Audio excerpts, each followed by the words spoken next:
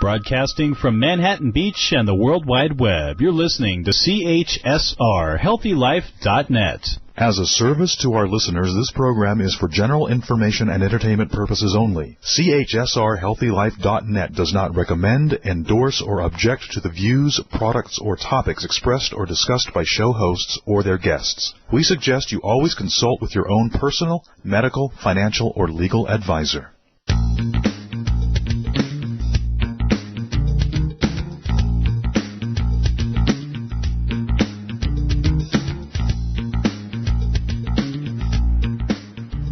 Hey there, and welcome back to the Dr.Theresa Nicassio Show, a place of inspiration, education, and hope for a more compassionate and sustainable world.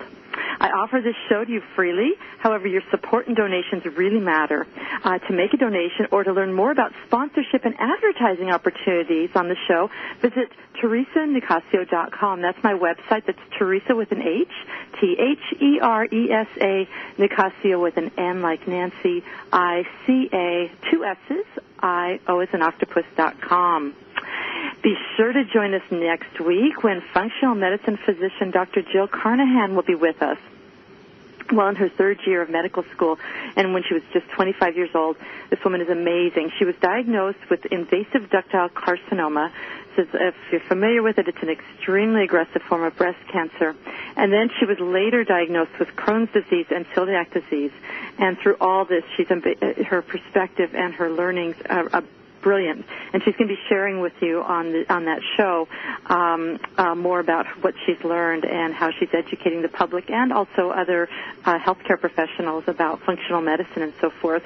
So in the meantime, you might want to take a look at her profile that's on the web page, the TheresaNicassio.com page, and check out some of her videos as well to learn more about her. I just want to let you know you want to be prepared to be wowed. Thinking of you, Christina, here in Vancouver. Be prepared to be wowed by both this courageous woman's knowledge and spirit. It's going to be a great show that you won't want to miss. I should also mention that today's show is live. So if you've got a phone nearby and you got a burning question for one of our two guests, feel free to give us a shout. The phone number, if you're in the U.S., is toll-free. It's 800-555-5453. If you're outside of the U.S., you can also still call. The number is 310-371-5444.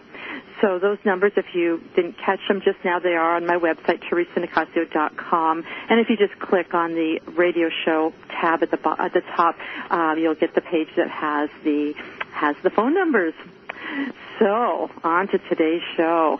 Both of today's guests are amazing, and not by accident, not quite coincidentally, they're actually both functional exercise specialists and a whole lot more. We'll literally be talking about wellness from the head to the toe and all the way back again. So our second guest, a physiotherapist, Judy Russell, she's going to be talking with us about the feet, and in particular the big toe, and its connection with the rest of the body, in particular the kidneys. Our first guest, Kate Maliha, is a medical exercise specialist and functional aging specialist. She's going to be talking about bringing our brains, hearts, and minds along with us when we exercise. So she's going to be going up to the head with this whole exercise piece and functional exercise, whereas Judy's going to be taking us down under and then back up again. So Kate's area of expertise is functional exercise for healthy aging. She runs both a company called Homebodies, Gerokinesiology, and Love Your Age Fitness here in Vancouver. 25 years in this business, so, neither of these are no slouches. Kate has been conducting research on exercise and aging at UBC, and she's been writing about healthy aging for numerous magazines, journals, and online publications. And it's going to be talking with us today a little bit more about some of that research. So we're going to be hearing about neuroplasticity, some big words that some of you may know about, neuroplasticity, biophilia, and functional exercise, and how they're important for healthy aging. She's also going to link, I'm really excited to hear about this too, those ideas to social connections and also a healthy planet, taking this to that whole next level. If we have time during today's show, Kate also said she'd talk with us a bit how she shares her or involves her children in her business to help them to learn about the importance of service to others. So really big agenda. We'll see where we go. Kate has so much to talk about. This is just a start. But anyway, Kate, welcome to the show. Thank you very much. Thanks so much for having me. Absolutely.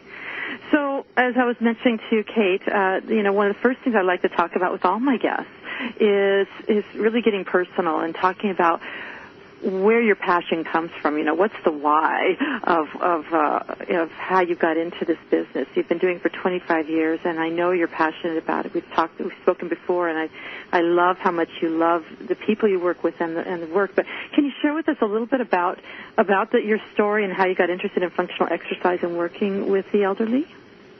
Absolutely. I'll take the story really back. Many years ago, my beginning started really sort of in my late teens, early 20s. I had a series of sort of traumatic relationships and sort of culminating, I guess, at about age 19, 20.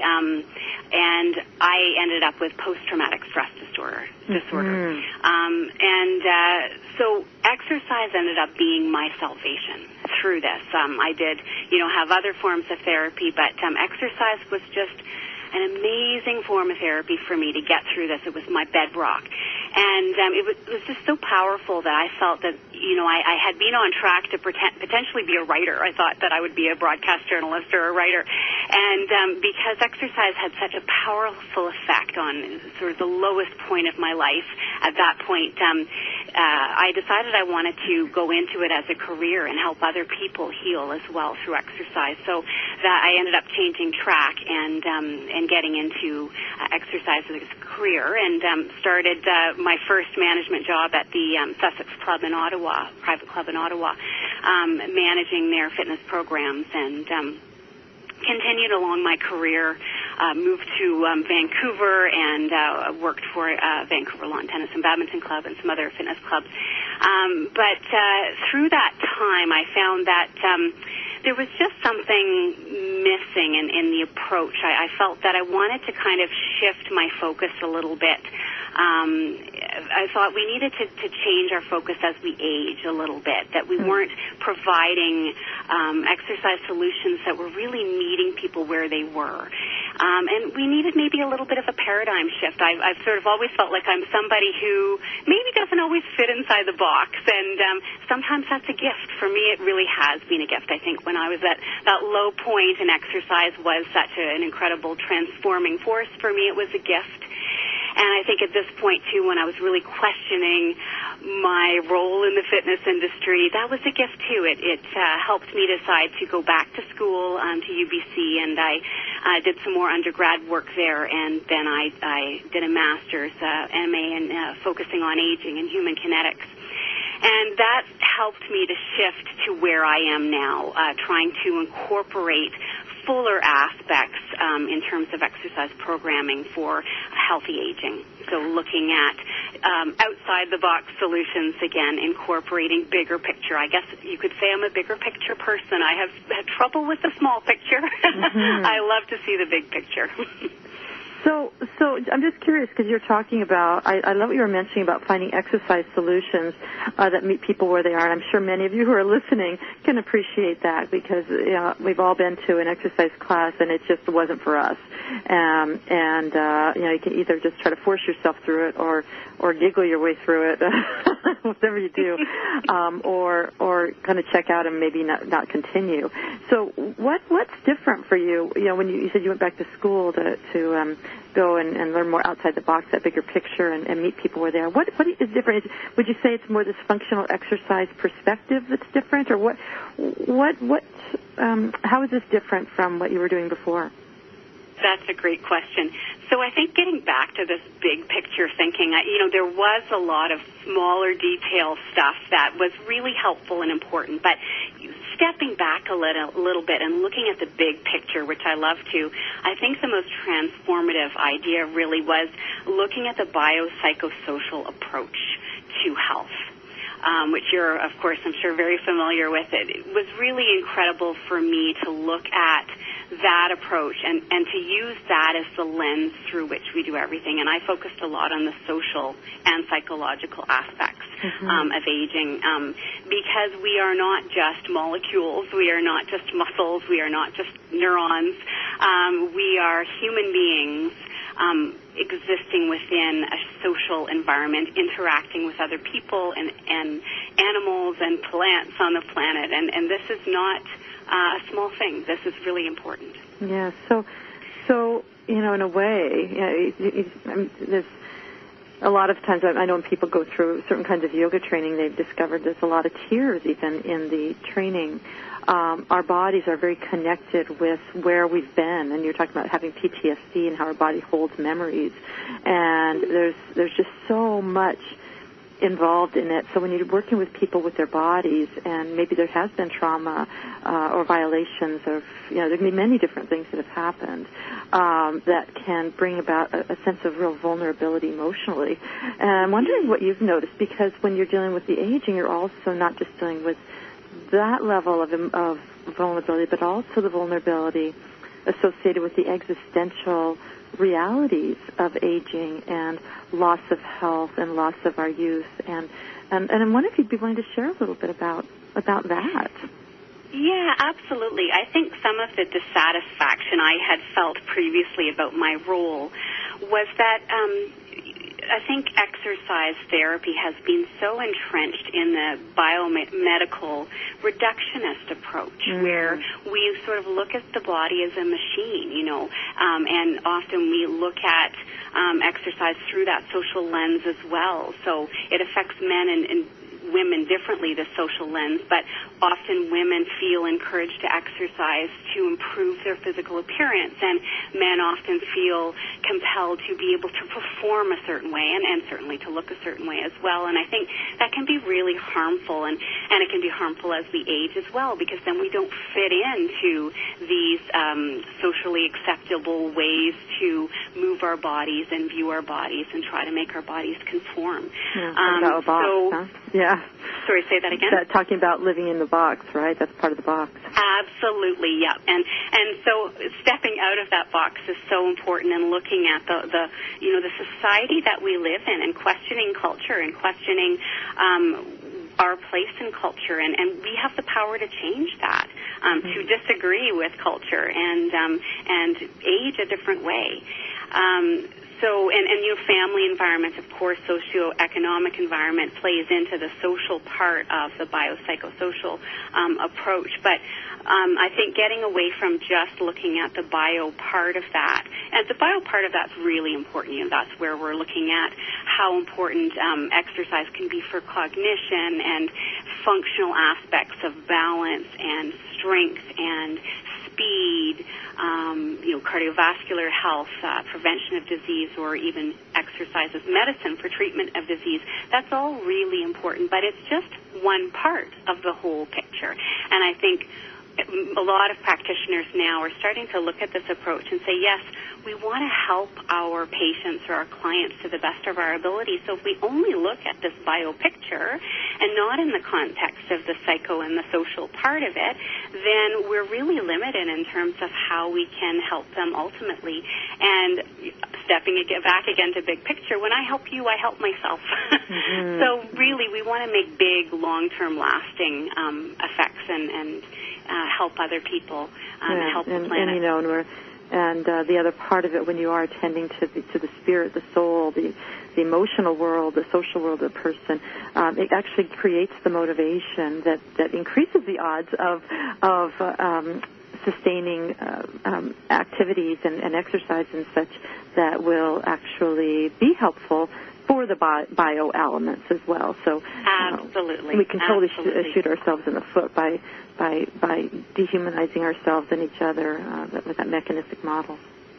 So I don't want to go to the mechanistic model, but I would love to hear, I'm dying to hear, and I'm sure many listeners are dying to hear about the research, because I was looking up and I was watching some stuff that you had sent me, and I was looking in about some of the research. And would you be willing to share a little bit about some of the aging? And of course, as a psychologist, I'm very interested in what the discoveries were around mood and around the the brain health because it was what I found was quite a surprising finding that I think will be important for the listeners to hear about too. Sure, absolutely. I'll start a little bit just in talking about brain research because that's quite a hot topic right now. Mm-hmm. There's been a real explosion in aging research related to the brain and brain research in general. The concept of neuroplasticity is getting quite more well known, and so there's a lot more research, there's a lot more information, practitioners talking about that. And in the field of exercise specifically, people may have noticed, listeners may have noticed that there's a real birth now of Parkinson's programs, which is wonderful. So exercise programs to help people with Parkinson's. And are they finding some good results with that, or what are they noticing? Yes, absolutely. They're noticing huge results. Now, I won't go too much into that only because Parkinson's isn't my area, and I don't want to sort of delve into an area that I'm not highly knowledgeable about. So, but just in terms of some of the research and some of the practice that's happening, that's what's become quite popular, and you'll see now. My expertise is in something that's not yet quite popular, but stroke recovery, Parkinson's, that's where some of this new research is really coming into play. So dealing with therapy. So where I'm more focused is dealing with prevention and dealing with cognitive decline. So where we've got sort of changes to cognition because of aging, Alzheimer's, etc., and more in the preventative area. So there's a lot of great research demonstrating that the importance of a variety of different types of exercise for staying mentally fit and hopefully likely, we still need a lot more research to come out, but that it will likely prevent some of these cognitive changes. The research is very promising in terms of prevention of the development of plaques, and all sorts of other processes that are happening. You know, it affects white matter volume, increased hippocampal volume. So as more research comes out, Dr. Theresa Ambrose at UBC, Department of Physical Therapy, she is doing a lot of research in terms of trying to come up with specific protocols for exercise. So we know really specifically what we can be doing with people as we get older when we're concerned about changes to cognition. So that research is just ongoing right now, but what's come out is really, really promising. Certainly what's already being used, mostly in therapy, but can be used in exercise and is being in aging programs more and more, is to pair cognitive challenges with physical challenges. So, for instance, walking and talking, which is dual tasking, it affects executive function, moving while doing spatial language, math, using the left and right sides, and then also using bilateral, where more brain regions are used, crossing the midline, so you're firing the brain in a different way to cross the corpus callosum, fibrous in the center, problem solving while you're moving. So that is some of the new and exciting practice that's coming out, which is really fun to do with people, and we can see tremendous changes in terms of improved executive function, spatial memory, associative memory, etc. And it's just fun to do something different in your exercise class. So that's some of the information that's come out in terms of cognition. So resistance training has been shown to be helpful. Cardiovascular exercise for a long time. There's quite a body of research showing that that's very helpful. Dual task exercise and pairing movement with doing some of these cognitive tasks. So that's the cognition part of it. Yeah. And then, of course, there is the mood part of it. Right. So it's like there was kind of it sounds like a combination of the brain gym work with other kind of cognitive exercises is what's maximizing the improvement and the reduced decline in the white matter and the hippocampal the hippocampus in the hippocampal volume. Is that what you're saying? Yeah, I would say that it's a sort of brain gym is fantastic. I think it's maybe a veering in a slightly different direction, or maybe, I don't know if I would say evolution, but it certainly just is a shift in terms of what's being done in brain gym, with a lot more movement and a lot more pairing of, I guess, kinesiology, the field of kinesiology with this. Terrific. Well, guys, we're going to have to take a break. I can't believe how the time flies. But Kate's going to be back with us after the break, so stick around. We'll be right back after a few words from our sponsors.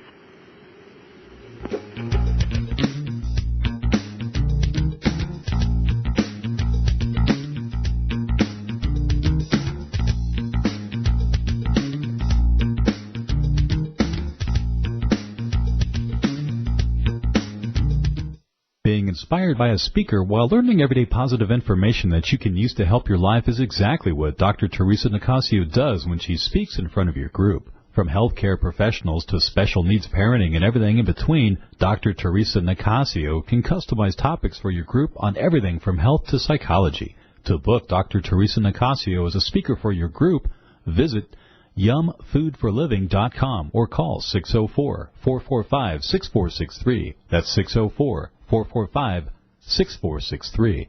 For all your live or pre-recorded webcasting needs, come to earthchannel.com. Get your web-based message out to a select group or the whole world. It's easy. A pioneer in webcasting, earthchannel.com provides the best products and services to big corporations and government users. And now this same technology is available to you.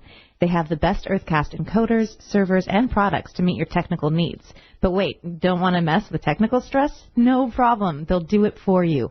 EarthChannel.com is your answer. You can use webcasting for lots of things like advertising, marketing, customer support, training, and don't forget web radio and TV. In fact, you're listening to a live Earthcast right now. So come to EarthChannel.com. Actualize your audio or video webcasting needs today. You can't beat the friendly service or the price. Call earthchannel.com at 1-800-849-8978. That's 1-800-849-8978. Yumfoodforliving.com is the place to get easy, allergy-free recipes, all free of sugar, gluten, and dairy. But that's not all you'll get when you visit yumfoodforliving.com. You'll get resources for all kinds of things like wellness articles, videos, podcasts, a blog, all to help you create easy, healthy living. There's even a 50-page downloadable book introducing you to the philosophy of yum. Don't wait. Visit yumfoodforliving.com. Yumfoodforliving.com. That's yumfoodforliving.com. If you like to spend your television viewing time learning about some of the things that you may have missed in history class, or if history was your favorite subject, then you should check out the link to the History Channel on the HealthyLife.net advertiser page. Order DVD sets by series or by subject matter right from our homepage while you still enjoy your favorite HealthyLife.net show. You're listening to HealthyLife.net, the radio network that brings positive talk with positive change to make your world a little better.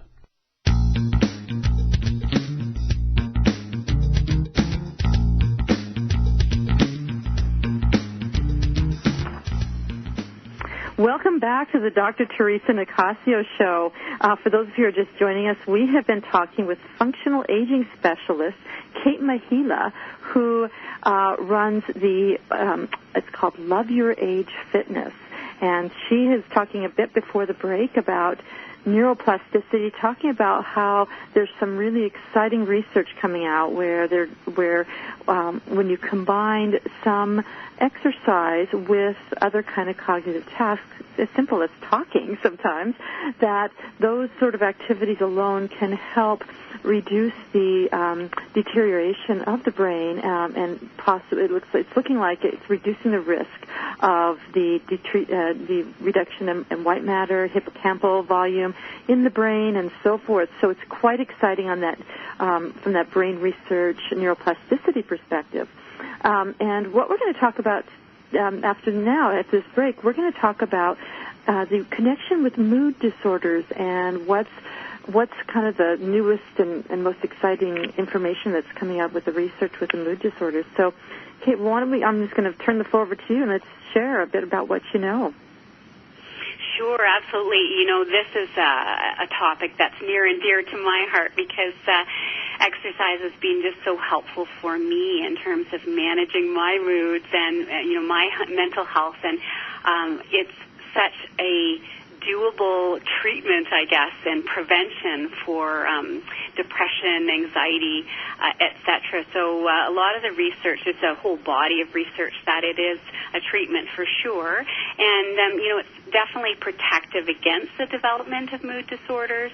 It reduces the total volume of depression in inactive people. So if you have depression,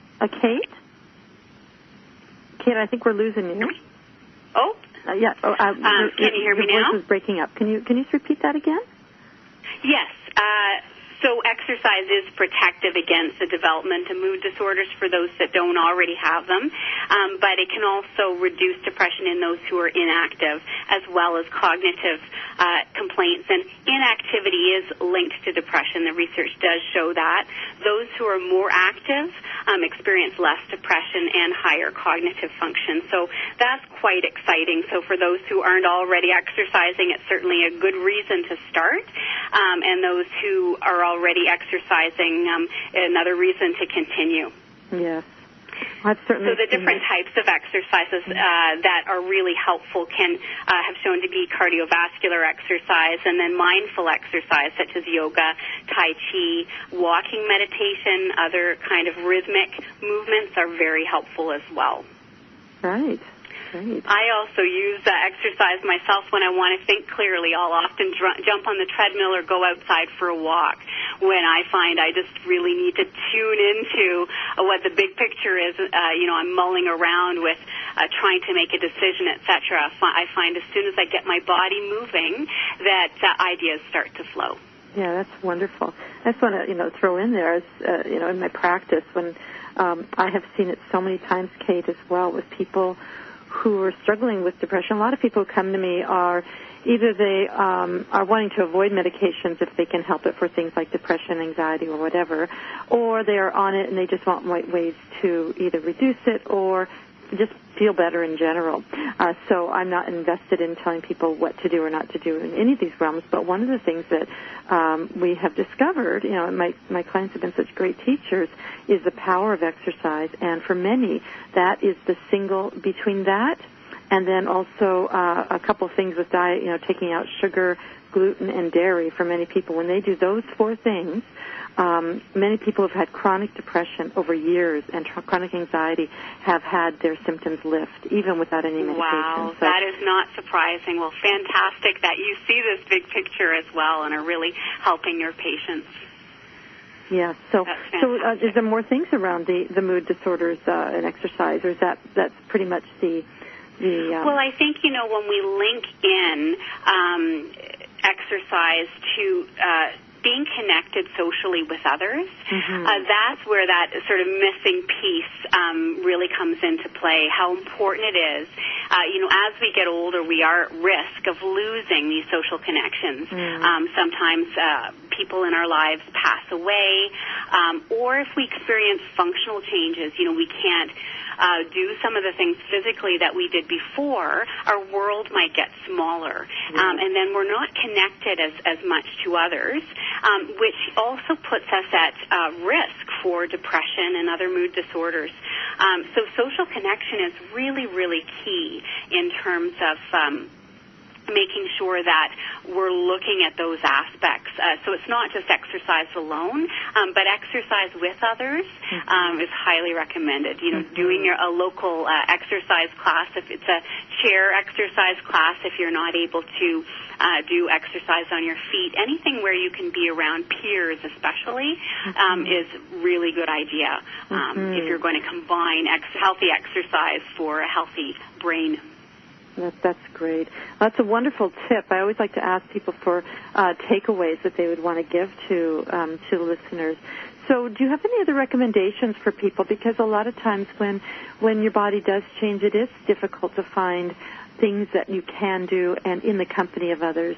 So you're mentioning exercise classes, maybe chair exercise classes at maybe the community center. Are there any other recommendations or resources that you think are really great to think about? Well, I just did want to mention briefly how accessible it can be just to walk outside. Walking with others is a great idea. Looking at healthy neighborhoods, walkable neighborhoods is a really important thing for our city planners, our local planners to be considering as our population ages. By 2020, where there's going to be more people over 65 than any other age group. So we want to be making sure that we can get out there and walk around in our neighborhoods and ideally walk around in nature. There's a lot of research and a whole field of thought around green exercise, and the mental health benefits of green exercise are quite enormous. That, you know, it mediates frequency, it improves mental health. There are other connections physiologically. We're really connected to nature, and we don't sort of think much about that. But the sun interacting on our eyes, there's light therapy for depression, the wind and negative ions creating energy. You know, Edward O. Wilson, I'm not sure if you've heard of him, he wrote a book called Biophilia. He talks about how nature is primal, and we're human in good part because of the particular way we affiliate with other organisms. So with each other, it's really important that we connect with each other. Other organisms are the matrix in which the human mind originated and is permanently rooted. And I think that if we take this extra piece of green exercise, I think then we can really look at that further connection to not just each other but to the planet. We're losing our green spaces. I think we're becoming more insular as a society, and making that paradigm shift and stepping outside of that individualistic way of being in the world and connecting to each other, connecting to nature. We realize the preciousness of each other, the preciousness of life. I think we think of that a little bit more as we get older. Those years we have remaining are more important. And so connecting with each other and connecting with the planet is really important. How better to do that than when we're feeling healthy in our bodies and our minds?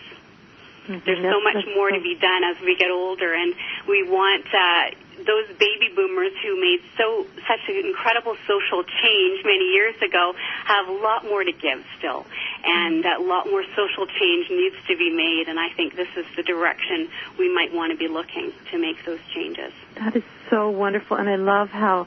Well, first of all, I'd love for you to send me the name and info, and I'll add it to your profile about that book you're mentioning, the Biophilia book. But I also love how you bring your children into this conversation and into these values, and so I remember at my launch I did last year, which, as you know, it's very much the philosophy is quite similar, that connection and working together and relationships with the planet, and I didn't even realize it was happening. And I turned around, and at my book launch, there were these beautiful children who were helping hand out. There were hundreds of people there, and there's these children that just were chipping in, helping hand out the samples, and they were your kids. There were some other kids too. It was unbelievable. Thank you for making a difference, not just what you're doing, but how you're also contributing to our next generation in that beautiful way. That was just a wonderful book launch, and they just had so much fun. Any opportunity I have to bring them along, if we're doing any sort of social event or charity event, we do Hike for Hospice every year, and they love being involved, and they love immediate service. So helping lead the warm-up at Hike for Hospice, they loved serving food at your event. So any chance I can, I think it's so important that we teach this new generation. We're losing connection. We're such an individualistic society, and we really need to be looking toward connecting with each other, helping each other. That's going to help our mental health. That's going to help our physical health.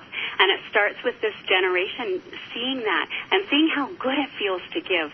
They are never happier. Their eyes light up when they are in that position where they can help other people be grown up and have a role and know that they're helping. And so wonderful. So we're going to have to go to a break, and we're going to have to close up with today. But real quick, what's your website?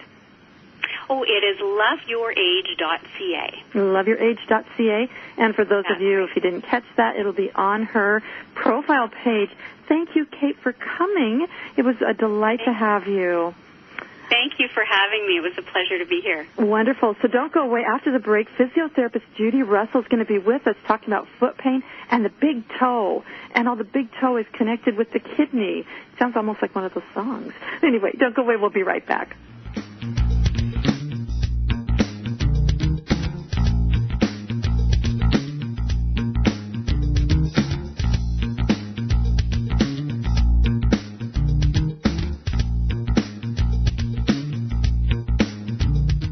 There's a book that makes it so easy to embrace a healthy, gluten-free lifestyle, even kids will like it.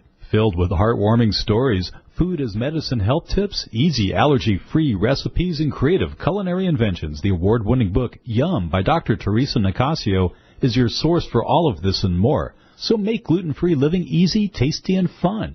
Get Yum, plant-based recipes for a gluten-free diet at Amazon.com. Or visit yumfoodforliving.com. That's yumfoodforliving.com. What does HealthyLife.net and Amazon.com have in common? Well, they're both available on the Internet. They both give great value. But most important, most of our positive program hosts and guests are accomplished authors, and their books are available from, you got it, Amazon.com. Now, it even gets better than that, because when you're listening on air to a HealthyLife.net host or guest, you can go directly to Amazon.com, and you can order your book while you're still listening to your favorite HealthyLife.net program. So when you hear an author you like, go to the homepage of HealthyLife.net and click on Amazon.com. When you have a food allergy or dietary limitation, Dr. Theresa Nicassio knows it's hard to give up the foods you love, so she decided to put on her chef hat and give you affordable, personalized culinary consultations that will light up your taste buds. You'll explore substitute ingredients so you can enjoy your favorite foods again. She'll even help you make food preparation easy and guide you on your path to healthy living. And to get started, all you have to do is call 604-445-6463. That's 604-445-6463.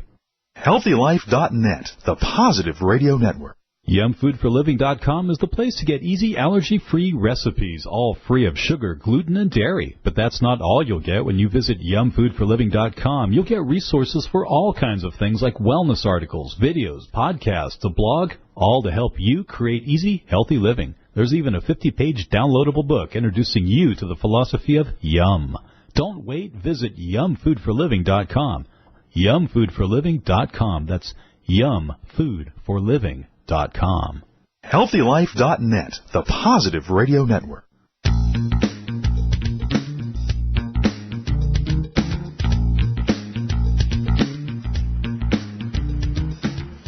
Welcome back to the Dr. Theresa Nicassio Show, where we celebrate everyday heroes and work together to help make the world a better place.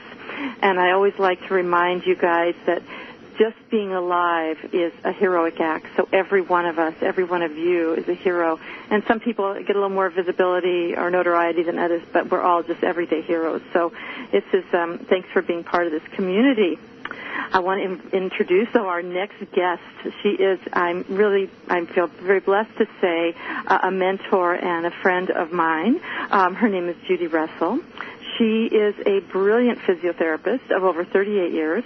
In addition to her standard training, Judy has also pursued advanced studies in orthopedics, sports therapy, therapeutic exercise, lymphatic drainage, craniosacral therapy, and visceral manipulation. And there is so much Judy has done. I can't share with you all that, or we'll be here all day. But just among some of the highlights is she has served as a medical staff in 4 Olympic Games and as a beloved therapist for the Canadian women's national soccer team from 2007 to 2012, with the honor of being the lead therapist supporting the team at the Woohoo 2012 Olympics in London in their bronze medal win. Judy has been in private practice as a registered physiotherapist since 1985, treating individuals of all ages and with a multitude of conditions. She believes that the best tools a physiotherapist has are her hands, and she's pursued her studies to reflect this belief. Her knowledge and appreciation of the body, her palpation skills, and her compassion for the human condition is beyond any that I have ever known. And I just love this woman.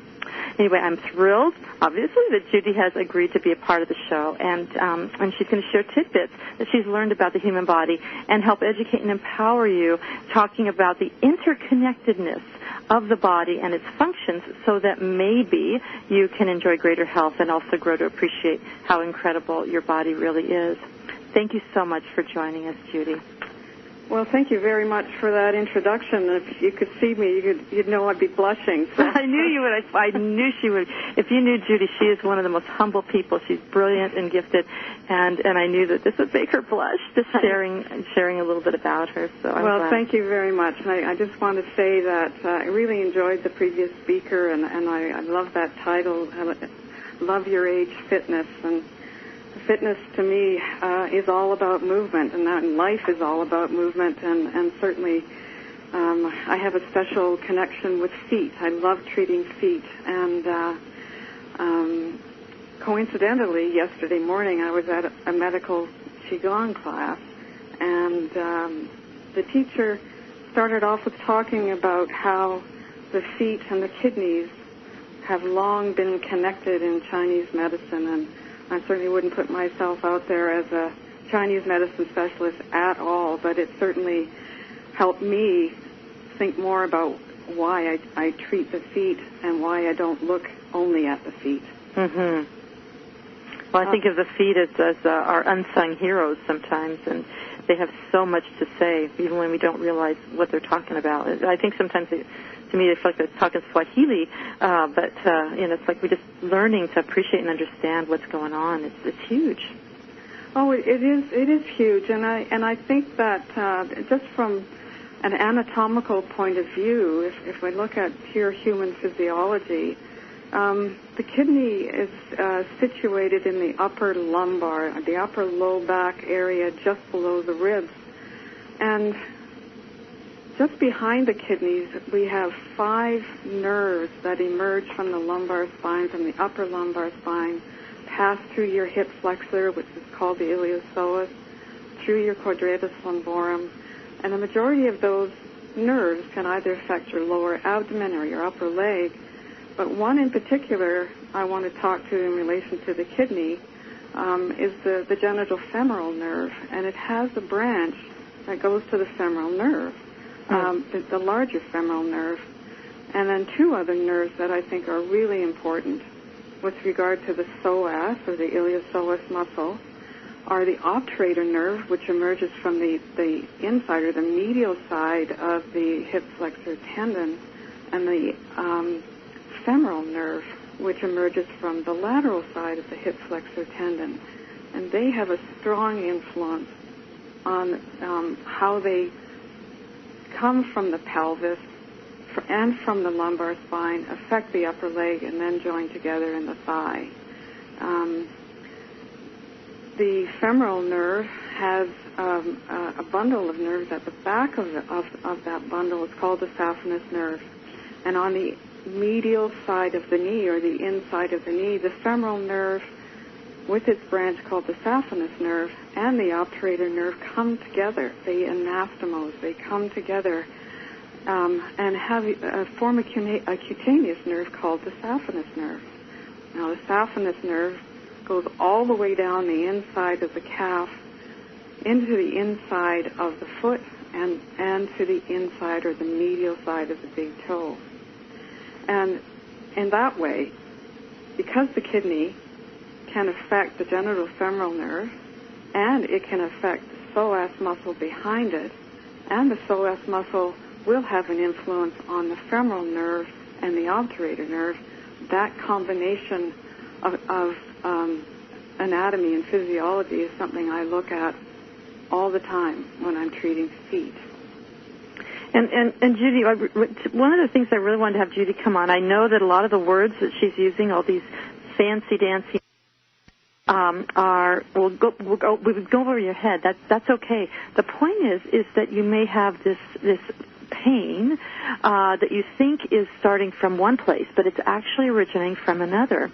And we're almost out of time, Judy, before this time. Is there a quick thing you'd like to say about that to sort of wrap that up before? Because Judy's going to join us actually for the next segment, the Because You Asked, which, ironically or not, is going to be related to foot pain. So we'll be able to carry on more about this conversation. But is there some little piece you'd like to throw in there, Judy? It would be great for this. Interestingly enough, that one of the best things we can do is stretch and hydrate. And be warm when we're stretching. And one of the most important muscles to stretch in relation to your feet is your quadriceps. Your quadriceps. Mm-hmm. Yeah, because it affects the femoral nerve, and it affects the mobility of the obturator nerve. And if you have more mobility in those structures, you have more mobility in the structures they either cross or affect in some way. Okay.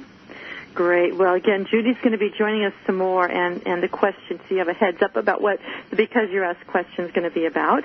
So, Judy, you stick around, and you folks out there, don't go away. We are going to be back with the Because You Asked segment, where we get to answer your questions. Stick around.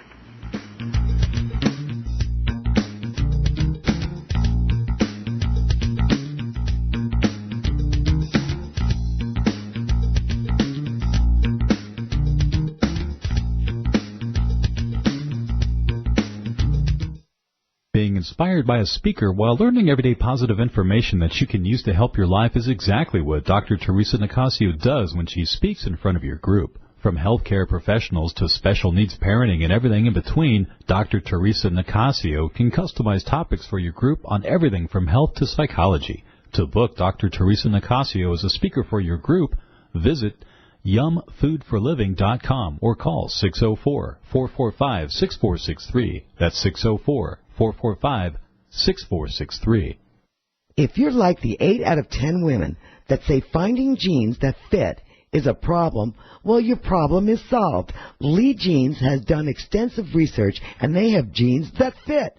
There's even an online Lee Fit Finder so you can find the right fit for you. Imagine jeans that instantly slim you with a custom fit and no gap waistband. And guys, kids, Lee has jeans for you too. Click through to Lee's Jeans on the HealthyLife.net advertiser page and get what fits.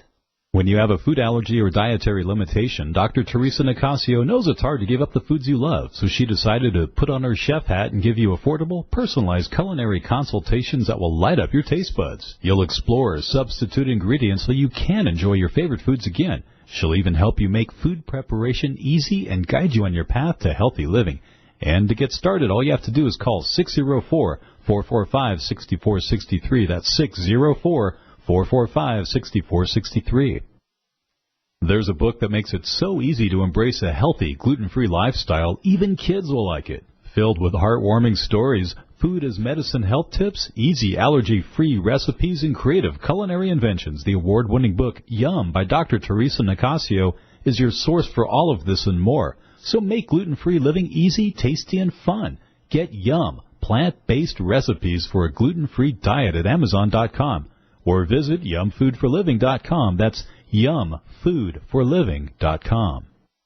Radio your way. HealthyLife.net.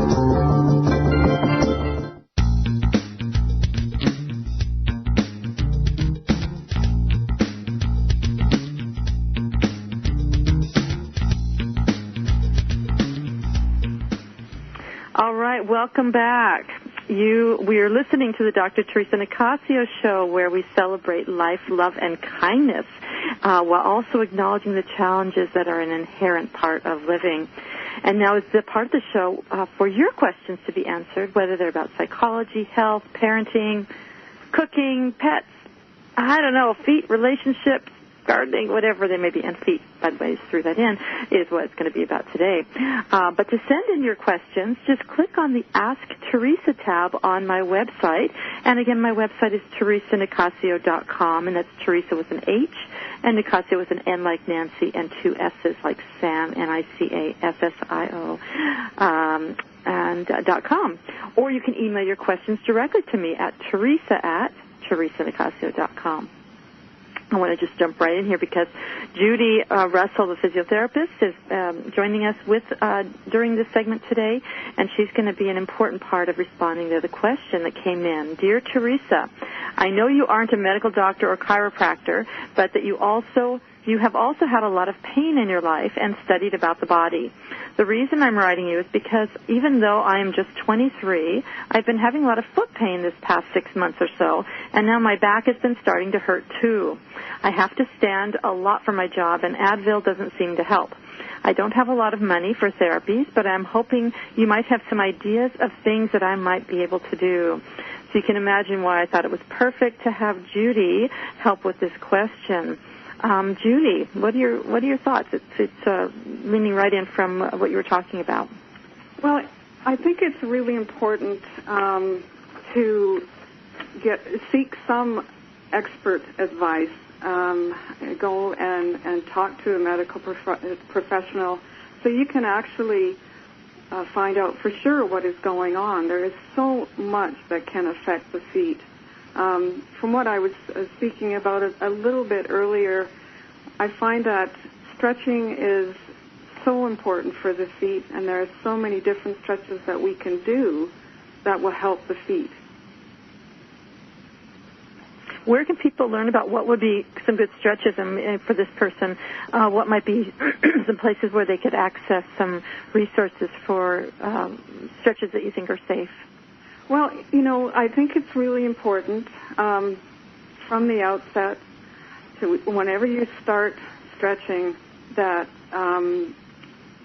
your body is warm, and it's so much easier to stretch something that's more like a creamy toffee than it is to stretch a body that's more like peanut brittle, And so if we are warm, we are more likely to have a beneficial effect. And, for the lower extremities and particularly for the feet, the long nerves of the body are stretched at the same time that we are stretching muscles. Also, the blood vessels in the legs are stretched as we are stretching muscles.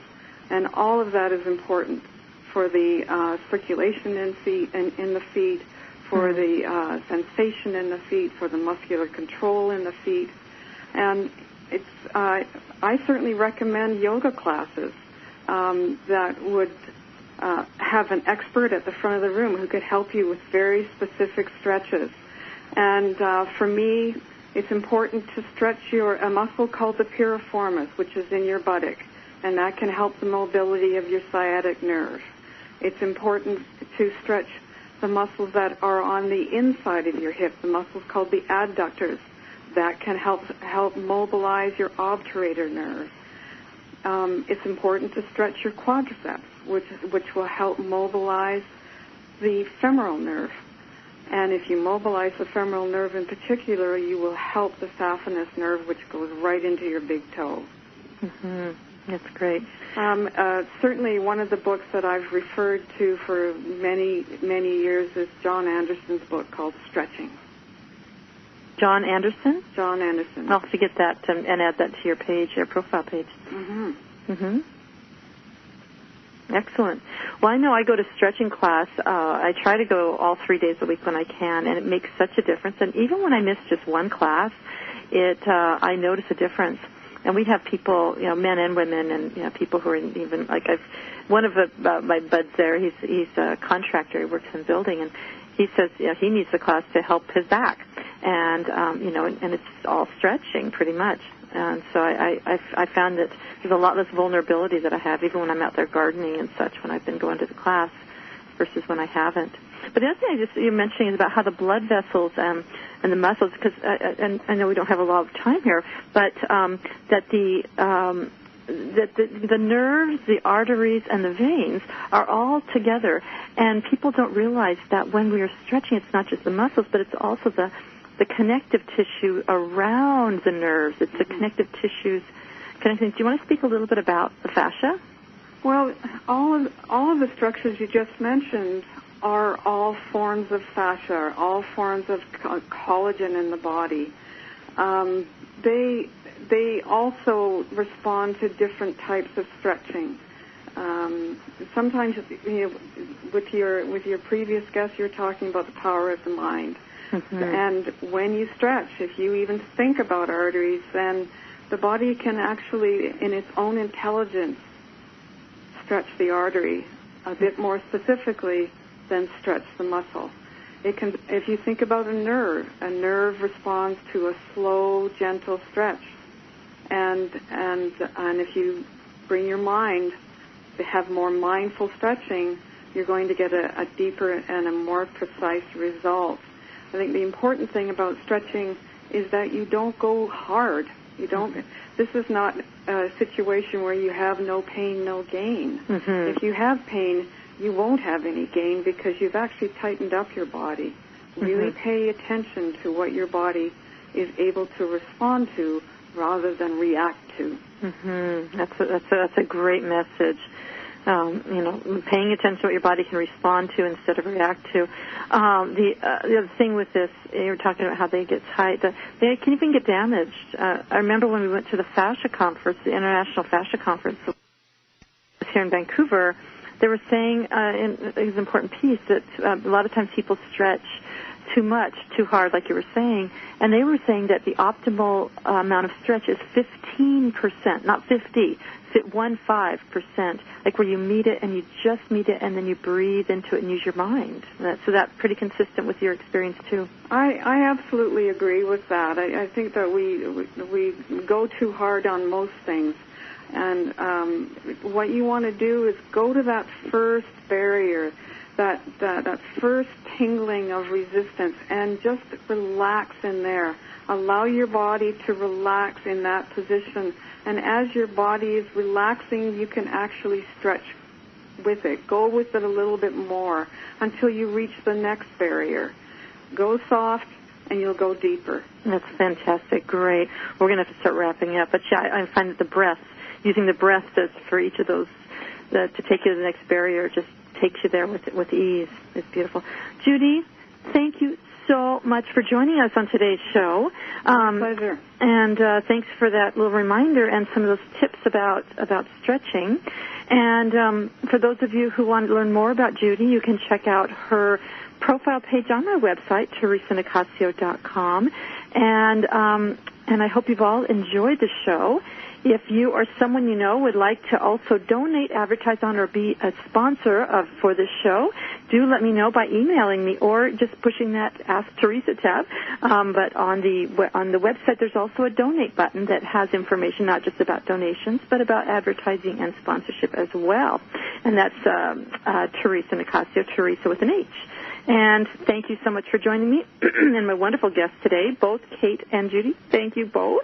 Be sure to tune in next week when we'll have another amazing guest, Dr. Survivor, Dr. Jill Carnahan, who will be talking about the lessons she's learned from overcoming cancer.